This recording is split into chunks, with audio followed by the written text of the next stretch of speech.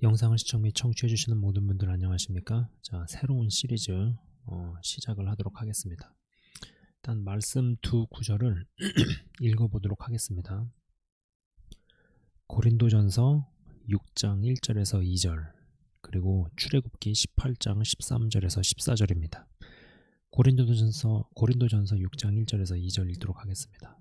너희 중에 누가 다른 이와 더불어 다툼이 있는데 구태여 불의한 자들 앞에서 고발하고 성도 앞에서 하지 아니하느냐? 성도가 세상을 판단할 것을 너희가 알지 못하느냐? 세상도 너희에게 판단을 받겠거든 지극히 작은 일 판단하기를 감당하지 못하겠느냐? 자, 그 다음 출애굽기입니다. 이튿날 모세가 백성을 재판하느라고 앉아있고 백성은 아침부터 저녁까지 모세 곁에 서 있는지라. 모세의 장인이 모세가 백성에게 행하는 모든 일을 보고 이르되 네가 이 백성에게 행하는 이 일이 어찌 됨이냐? 어찌하여 네가 홀로 앉아있고 백성은 아침부터 저녁까지 내 곁에 서 있느냐? 자, 여전히 우리는요, 이 신앙은 신앙이고 삶은 삶이고 따로 분리해서 생각하는 경향이 있습니다. 이게 굉장히 뿌리가 깊어요.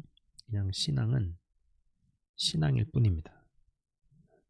구원을 얻는데 필요한 신앙, 죽어서 천국을 가기만 하면 된다. 그 다음에 그 이후에는 별로 별 관여를 하지 않는 약간 이런 식으로 굳어져 있다 보니까 신앙은 신앙이고 삶의 영역에서 이게 연결이 되어져야 되는데 그거를 따로 구분해서 생각하는 경향성이 여전히 있다라는 겁니다. 따로 분리해서 생각하는 경향이 있다라는 거죠. 이 경향성이 얼마나 뿌리가 깊은 줄 아십니까?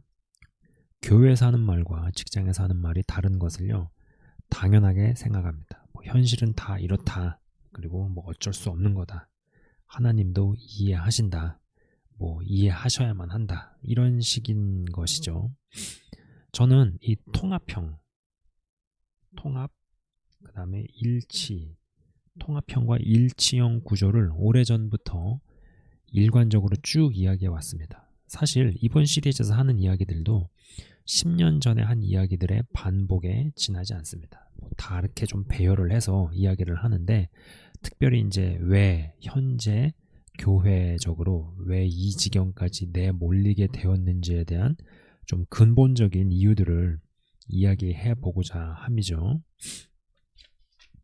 자, 오늘 두 구절을 보면은요, 그때 당시, 그러니까 신구약 당시 신구약에 나타나는 신앙 공동체의 특징들 중 하나가 보이는데 그것은 이 신앙은요, 대단히 현실과 실제에 관여하고 그리고 공동체 내에서 시시비비를 가려주는 재판이 있었다라는 겁니다. 신앙 공동체 안에요, 시시비비를 가려주는 재판.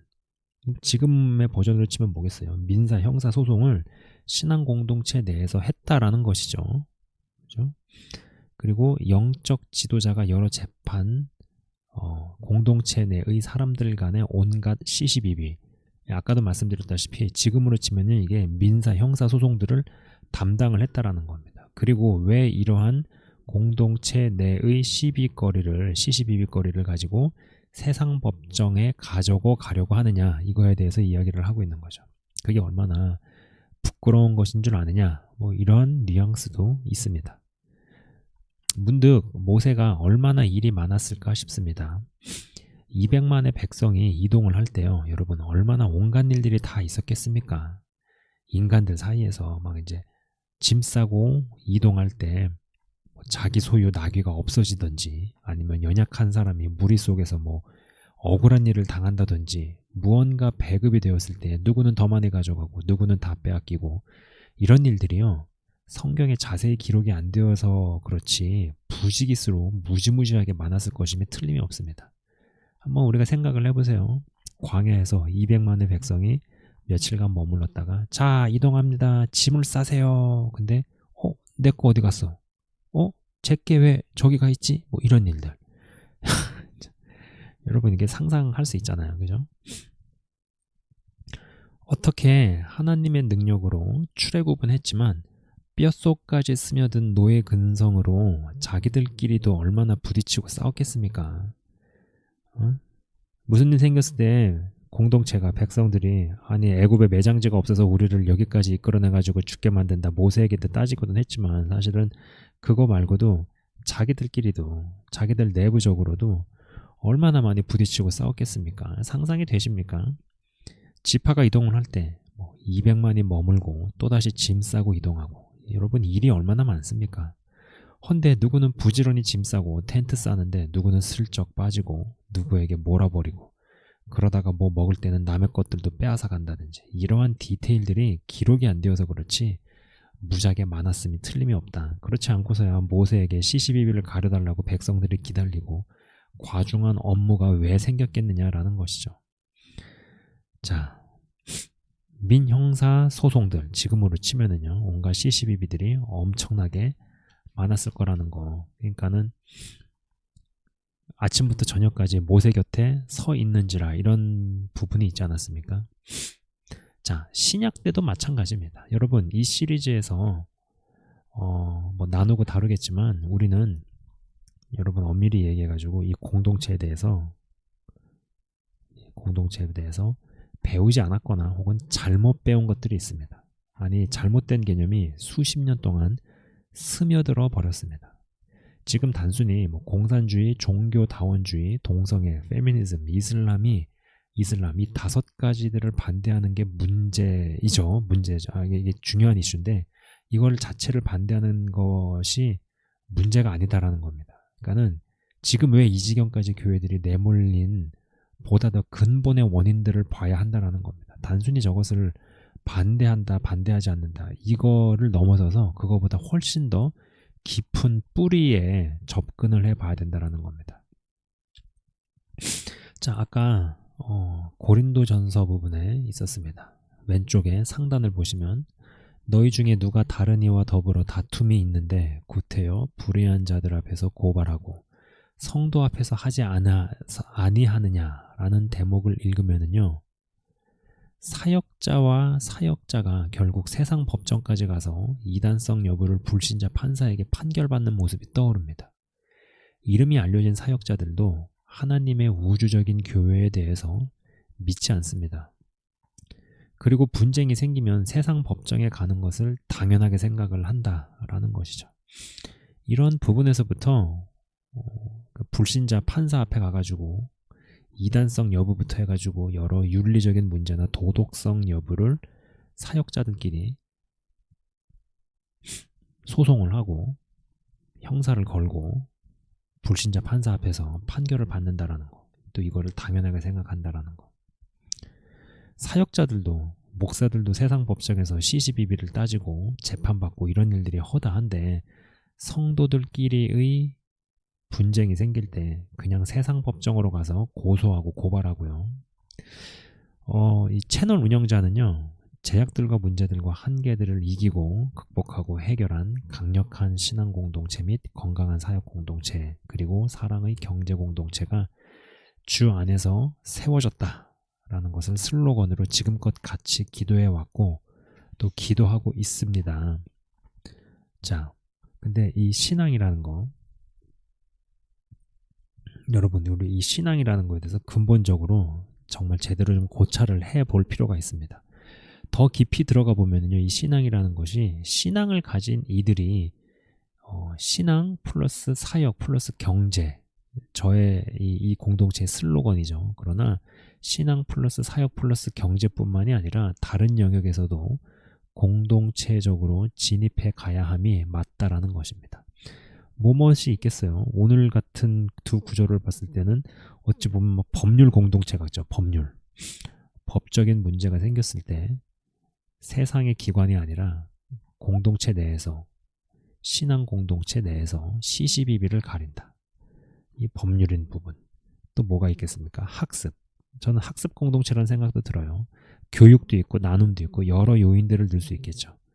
사실 공동체 슬로건을 정할 때 신앙과 사역과 경제라는 세 단어만 그러니까는 사도 바울과 브리스길라 그리고 아굴라가 일시적으로 경험을 했던 그 구간을 착안해서 만든 것이지만 신앙은 인간이 겪고 경험하는 모든 영역들에 침투해서 들어가 성경적으로 하나님의 생각으로 바꾸고 영향력을 행사하는 것이 맞습니다. 교회들 안에 권위가 확실한 성도들 안에 일어날 수 있는 온갖 분쟁들과 시시비비를 가리고 따질 수 있는 조직이든 협회든 기구든 무언가를 만들어내기 위해서 무언가를 했던지 해야 되는데 1번이죠. 교회들끼리의 연합에서 성도들의 시시비비를 가릴 수 있는 세상 법정보다도 권위에 있는 어떤 기관 혹은 연합체, 협회, 조직이든 무언가를 만들어내든지 아니면 두 번째는 뭐겠어요?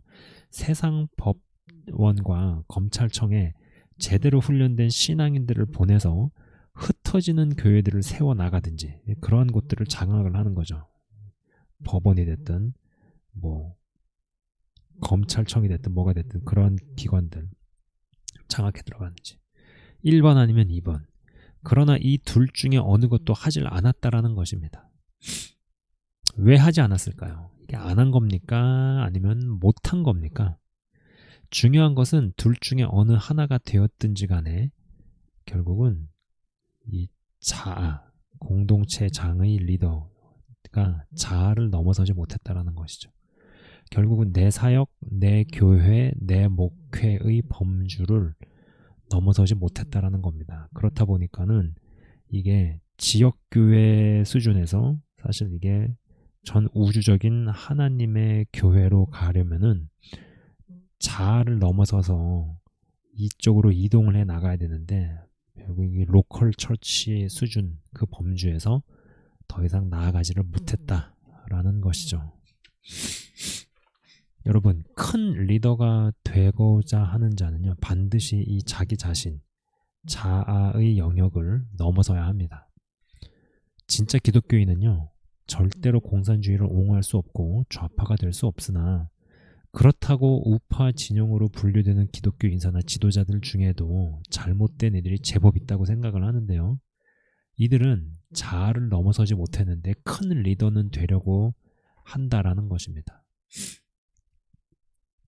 내 목회, 내 사역, 내가 심호하는 특정 지역교회, 여기를 넘어서면 하나님의 우주적 교회로 가는 것인데 그곳에 이르려면요, 자기가 완전히 없어져야 합니다. 커지면 커질수록 완전히 죽든지 완전히 없든지, 그러나 거기까지 영적 성장이 미친 사람이 없다. 간 사람이 찾아보기가 정말 어렵다라는 겁니다. 헌데 큰 사람은 되고 싶고 큰 조직은 거느리고 싶고 뭐 이런 거죠. 그러니까는 이게 악귀가 안 맞는 겁니다. 자아를 넘어서지를 못했어요. 자기 자신을 극복하지를 못했습니다. 근데 큰 리더는 되고 싶은 거예요. 하나님의 우주적인 교회에서 어떤 역할은 담당하고 싶은데 자기 자신을 넘어서지 못했습니다. 딱 지역교회 정도 수준에서 머무는 것이죠. 근데 큰 리더는 하고 싶고, 이렇다 보니까는 뭔가가 이게 맞지가 않는 거죠. 그래서 문제가 생기는 겁니다.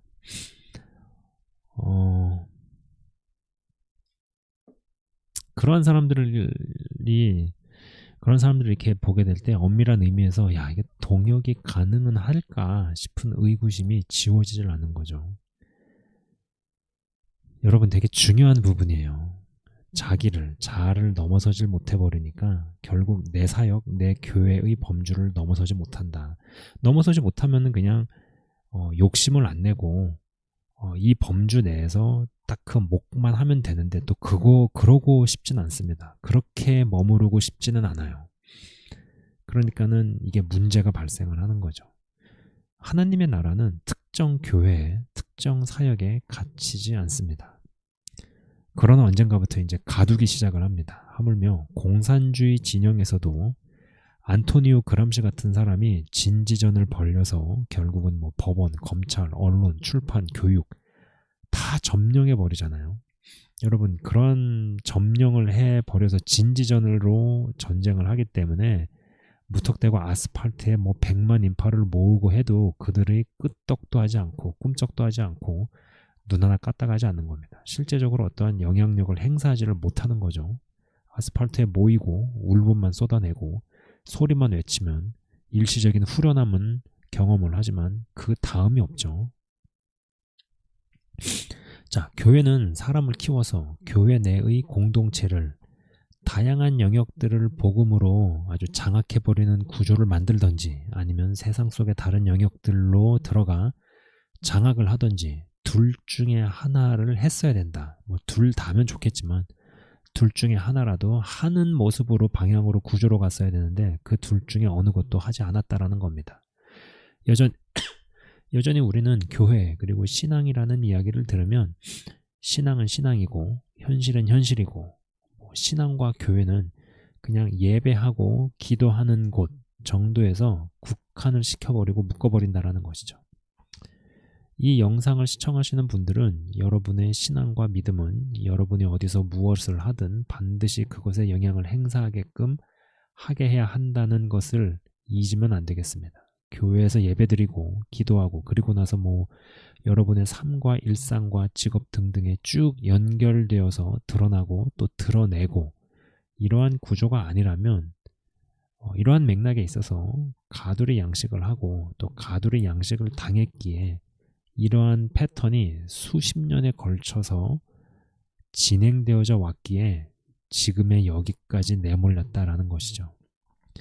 지금의 모습이 현실이 되어버렸습니다. 단순히 지금 이제 와서요. 공산주의를 반대하고 반대하지 않고 이러한 차원이 아닙니다. 제가 이제 이 시리즈를 시작을 하면서 구조적인 모순이라든지 여러 수십 년에 걸쳐서 진행되어져 온 것들에 대한 이야기를 좀 해보려고 합니다.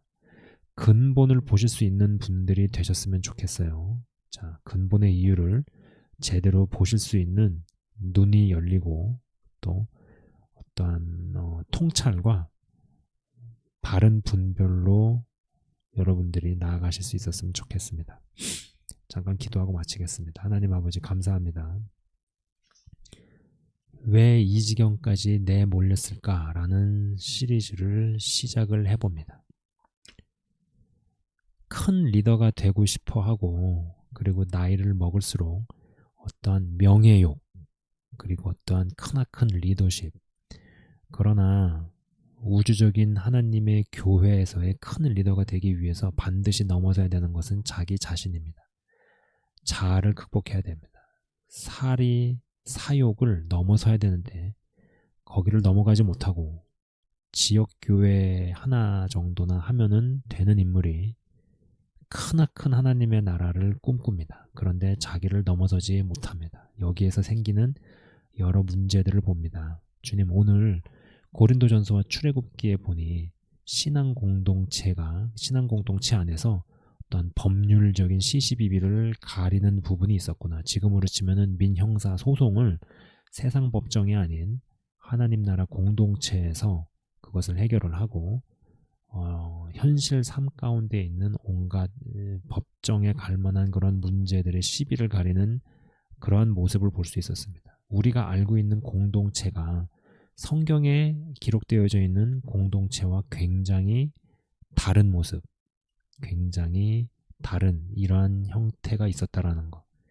그러나 이런 부분에 있어서 교회적으로 뜻을 같이 하는 영적인 지도자들끼리 연합을 해서 어떠한 그러한 기관이나 협회나 조직을 만들어서 이러한 모델로 가려고 한 것도 아니었고 또 이게 아니라면은 하나님의 사람들을 키워서 세상의 기관들로 침투시켜 그곳을 장악하는 흩어지는 교회의 모범과 표본을 세우는 구조로 간 것도 아니었습니다. 이도 아니었고 저도 아니다 보니 그리고 무슨 분란과 시비거리가 생기면은 세상 법정으로 끌고 가서 불신자 판사한테 시시비비를 가려달라고 가져가고 이단성이나 그 외의 윤리적인 문제들을 세상 법정으로 가서 정말로 지탄을 받고 손가락질 당하는 그러한 일들을 그들이 먼저 자행을 해왔습니다. 적어도 영상을 시청을 하시는 분들만이라도 저를 비롯해서 진짜 원래 공동체의 모습이 어떠했음을 알아가면서 하나님, 왜 현재 이 지경까지 내몰리게 된지에 대한 근본적인 통찰과 원인을 잘 찾아내고 분석하여서 정말로 실사판 천국에 합당한 그런 공동체를 꿈꾸게 하시고 또 그에 합당한 자들이 되게 하시고 그에 합당한 자들로 변모시키시고 일으켜주시고 성장시켜주시길 기도합니다. 주님 감사합니다. 영상을 시청 및 청취하시는 한 사람 한 사람 주님 축복하여 주시기를 믿음의 장성한 분량에 다들 도달하기를 기도합니다. 감사합니다. 주님 예수 그리스도 이름으로 기도드리옵나이다. 아멘.